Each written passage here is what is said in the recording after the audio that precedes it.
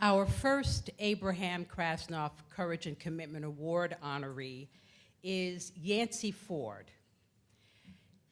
Yancy is someone that I just met personally recently, and I've, in addition to today, I've seen him three times. Once was a few years ago. And each time I'm more and more impressed. And then after seeing his documentary, Strong Island, yes, it deserves.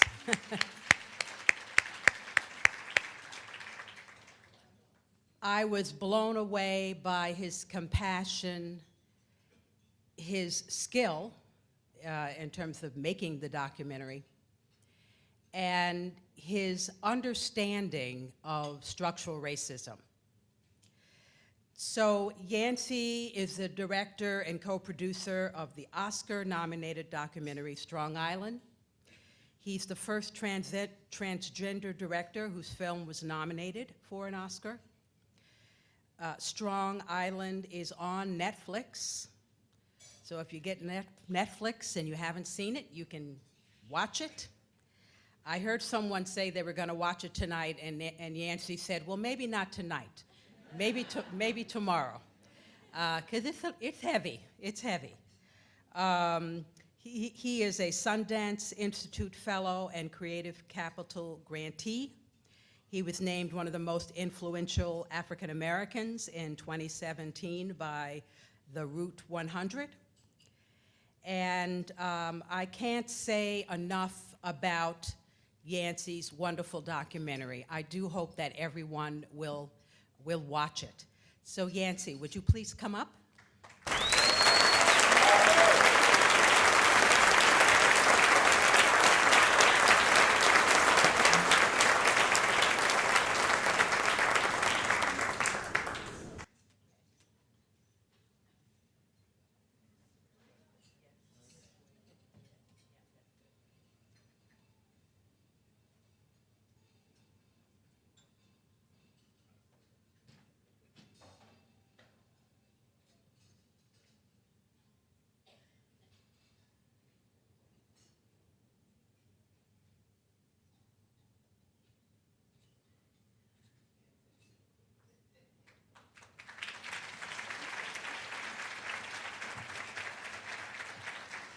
Thank you, Elaine. Thank you to the staff and board and supporters of Erase Racism Long Island for honoring me with this award.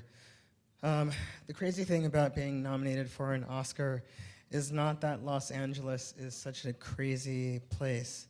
The crazy thing is that I get to come home to New York. I live in Queens, but I am from Central Islip.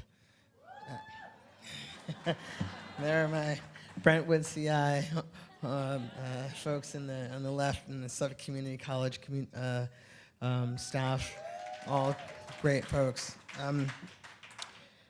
My parents learned a lesson after the fact in 1972 when they bought their home in the American Estates development in Central Islip.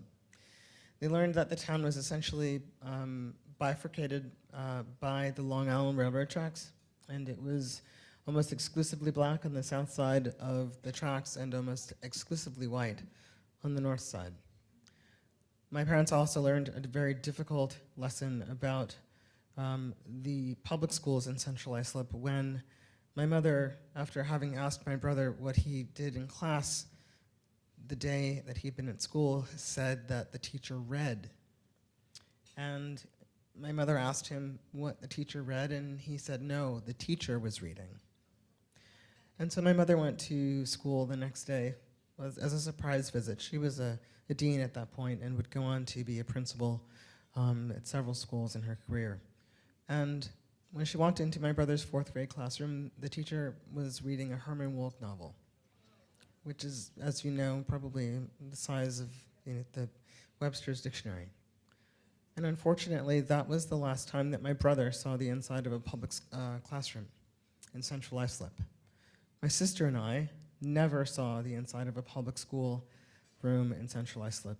And there's something profoundly wrong about the sacrifice that required of my parents financially, and it's profoundly wrong that the status of the Central Islip schools and other segregated schools on Long Island are still such that our kids, and when I say our, I mean Black and Latino, brown kids, poor white kids, are undereducated and underserved.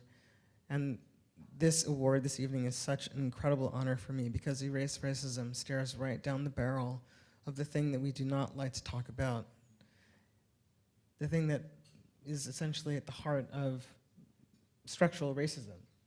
So when you permanently undereducate whole races of people, whether it's here or other places, then you create a permanent underclass.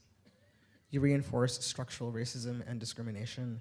And if there's anything that I can do when my life calms down a little more to support the work of Erase Racism, I will. But until then, I thank you all and urge you all to continue to support their important work, because there's no greater challenge that we face on Long Island and in New York City, frankly, than the obscene segregation of our schools and the educational disparity and lifelong income disparities that result. Thank you, Elaine. Thank you for the vote.